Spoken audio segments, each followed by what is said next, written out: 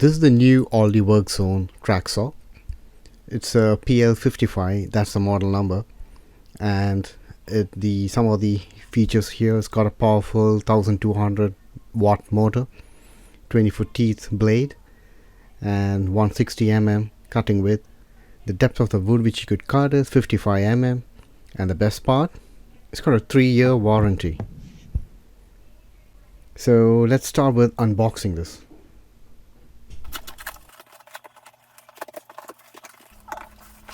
So that's the main body of the tracksaw. It's got a lot of metal on it, but it's also got a lot of plasticky bits on it. The guide rails comes in this box, and they are each 700 mm long, and they also have a rail connector through which you could connect the two guide rails. So to connect it, you slot the rail connector in between and then slot it in, and you should tighten it from behind. But before that, there is this lip over here which you need to cut off. The extra lip on the outer edge will be cut when you use the tracksaw for the first time. These ones on the inside, you could just use a Stanley knife and just cut it off.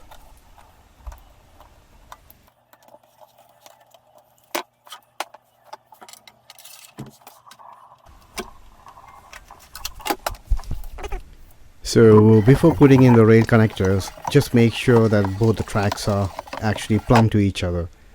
The first tracksaw which I got, they didn't line up properly, so I actually had to return it back, and this is the second tracksaw which I got from Aldi.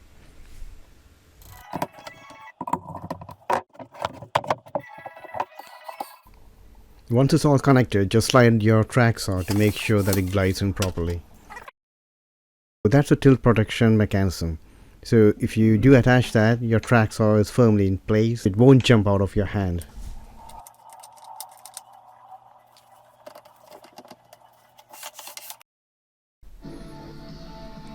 So here is a 15 mm MDF board, and I'm going to use this for my first cut. So as explained before, right, when you do the first cut, the excess rubber strip on the edge, they fall off. And once they do, when you look at the tracksaw, it's got a clean edge without the rubber thing projecting from the end. So next, I'm just going to extend the guide rails and finish the cut. This is one of the advantages in using a tracksaw, that you could cut long pieces in a straight line.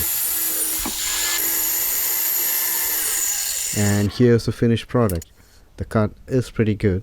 There are chip outs on the melamine side of it, and that's probably because I went the full depth in one pass. So this is a 35 mm oak door. So I previously used a circular saw to cut the edge of it with a guide rail, and that didn't work out great, as you can see from the wavy pattern.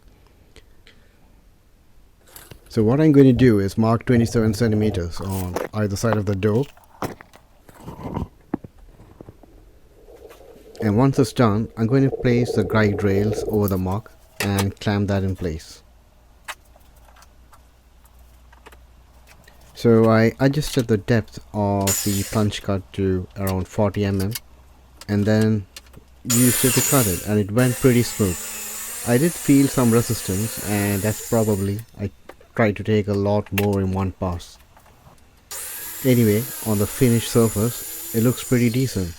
But wherever I stopped, there were some blade marks on it, but nothing which a sander can't fix. So here I'm using a framing square just to make sure that the cut is actually 90 degrees, and it is. So now I'm planning to do a small DIY project, that is to make a shelf to put my safety glasses, ear protection, dust mask and all that. So I found a picture on Pinterest which I found pretty interesting, and I thought this was a good project to test this tracksaw out, because this involves a lot of straight cuts, some 45-degree angle cuts, and certain shorter cuts as well.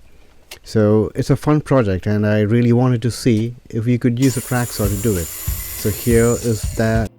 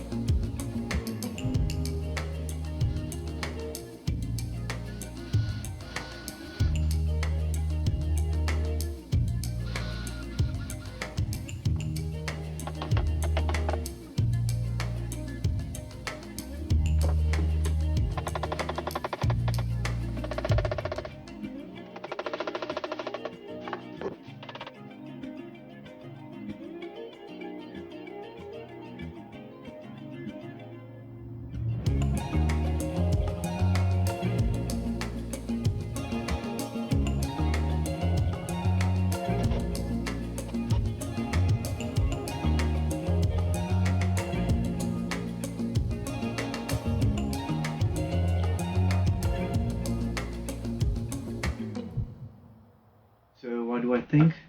I think it's reasonably alright. For the price which you pay, it can do a lot of DIY job, which you saw me doing earlier in the video. So do I recommend it? Absolutely yes. For 80 quid, I don't think you'll get anything better.